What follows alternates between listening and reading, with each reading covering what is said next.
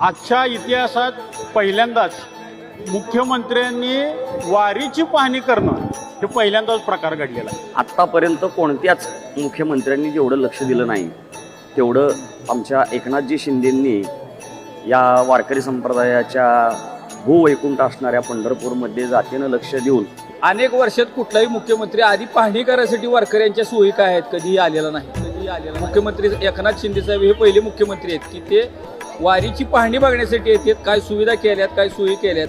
मागच्या वेळेस ते आले होते तर त्यांनी अनेक अधिकाऱ्यांना धारेवर धरले. हे खूप छान आरोग्य सेवा आहे. प्रत्येक ठिकाणी आम्हाला विचारण्यात येते, औषधोपचार करण्यात येतात मोफत. लाखो भाविकांचं आरोग्य तपासलं जाईल असे शिबिर आयोजित केलेले त्या शासनानं, ते स्वतः जाऊन मी बघितलेले आहेत. नाश्ता आहे, ज्यूस आहे आणि आम्ही खरोखर महाराष्ट्रातल्या मुख्यमंत्र्याची लाडकी बहीण म्हणूनच इथे आलेलो आहोत.